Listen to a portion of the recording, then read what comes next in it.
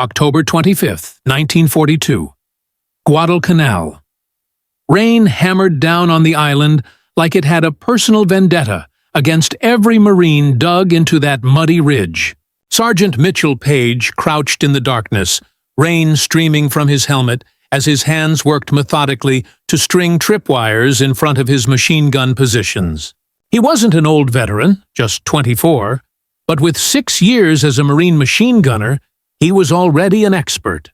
On this night, that expertise would be tested beyond imagination.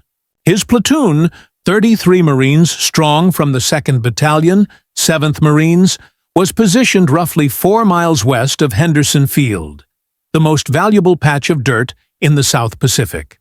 Whoever controlled that airfield controlled the lifeline between the United States and Australia.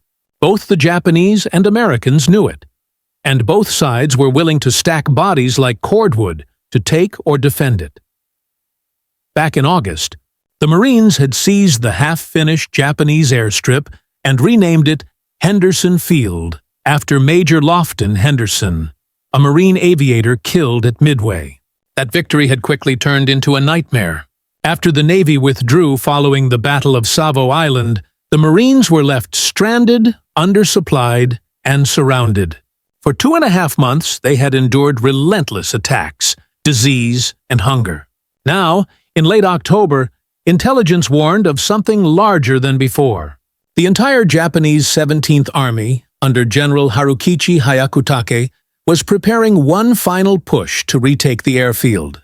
Paige's platoon was rushed into position to defend a key ridge line, Company E to the west, Company G in the center, and Company F on the eastern hill.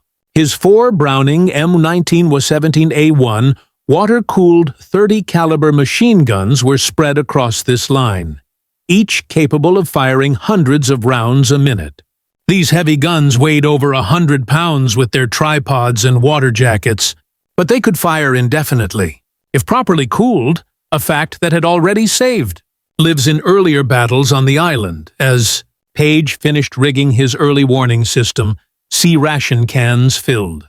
With empty cartridges strung along tripwire, he heard faint sounds from the jungle, movement, voices, equipment clinking. The Japanese were out there, massing in the darkness.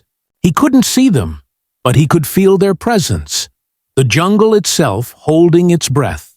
He knew when dawn came that Ridge would either belong to the Marines or it would be lost. At 2 a.m. on October 26th, the silence shattered. The Japanese attacked in force, no stealth, no probing maneuvers, just a full-scale assault of nearly 2,500 soldiers from the 16th and 29th Infantry Divisions. The tripwires rattled as boots pounded through the mud, and men screamed, "Tenno Heika Banzai! Long live the Emperor!" Paige's guns opened fire, their hammering reports slicing through the rain. Tracers lit the night as waves of Japanese infantry charged uphill. Officers brandished swords, soldiers with fixed bayonets screamed as they came. The Marines answered with streams of 30-06 fire. Whole ranks of attackers went down, but more surged forward.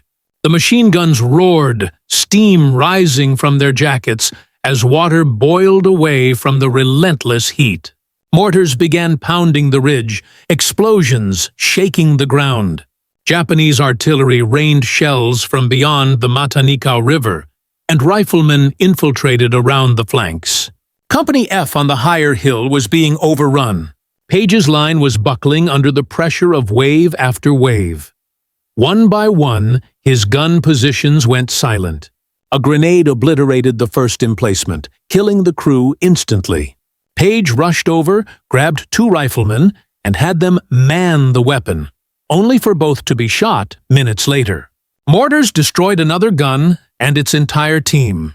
The Japanese were closing in, their numbers seemingly endless. Paige moved from gun to gun, shouting orders, helping reload belts, firing himself when crews went down.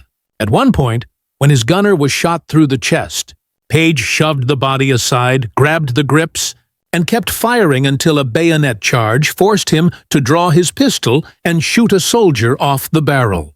By 4 a.m., nearly his entire platoon was dead or wounded. Paige realized he was alone, one man defending a ridge against hundreds of attackers. He moved between 4 machine gun positions in a deadly rhythm. Fire. Crawl through the mud under fire. Reload. Fire again. Each gun had to be refilled with ammunition and cooled with rainwater scooped from his helmet. Each belt of 250 rounds lasted barely 30 seconds. He changed barrels with his bare hands, burning his skin. The weight of the ammunition alone, over 1,000 pounds moved through the night, was staggering. For 4 hours, Paige fought alone, doing the work of 16 men, firing an estimated 30,000 rounds of ammunition. Every shadow was an enemy, every sound a threat. His body trembled from exhaustion and pain, but his training and willpower carried him forward. As dawn broke, the battlefield came into view. Hundreds of Japanese bodies littered the slope, some stacked 2 or 3 deep, bayonets still clutched in dead hands. The ground was a red-brown slurry of mud and blood. And still, another wave was forming below, soldiers gathering for one last charge.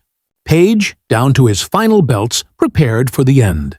But behind him, he heard American voices. Reinforcements. Major Odell Connolly had scraped together 17 Marines, including cooks, radio operators, and clerks, along with 2 platoons from the 5th Marines. Relief had come at last. Paige could have collapsed. Instead, he picked up a machine gun, 93 pounds of steel, and led a counterattack. Charging into the open, he fired the weapon from the hip, sweeping through the Japanese line as Marines with fixed bayonets followed behind him. The sudden reversal broke the attackers. Within minutes, the ridge was retaken. By 6 a.m., the final Japanese assault had been shattered. Over 1,100 enemy soldiers lay dead in front of Paige's positions. Henderson Field remained in American hands. When the full battle for Henderson Field ended on October 26th, more than 2,200 Japanese soldiers had been killed.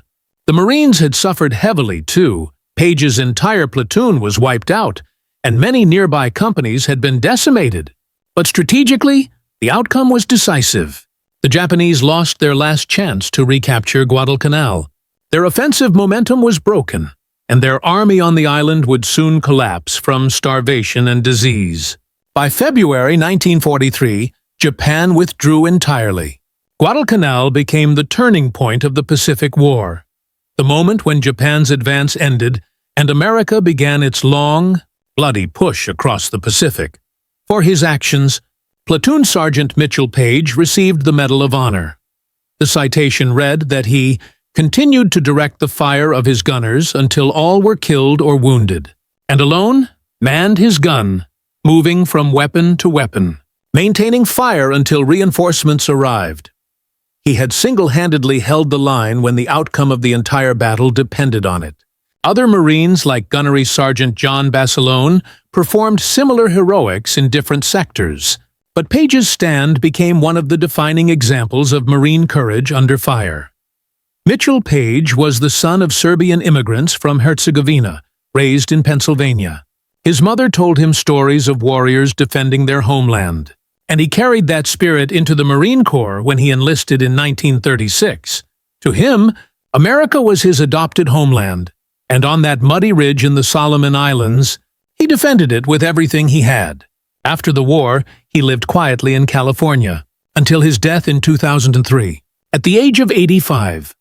The last surviving Medal of Honor, recipient from the Guadalcanal campaign. The ridge he defended became a symbol for what the Pacific War demanded: courage, endurance, and an unbreakable will to stand fast no matter the odds. Mitchell Paige didn't just fight for survival. He fought so that Henderson Field and all it represented would remain in American hands. In doing so, he became the embodiment of the Marine Creed: never to retreat, never to surrender, and to hold the line no matter the cost.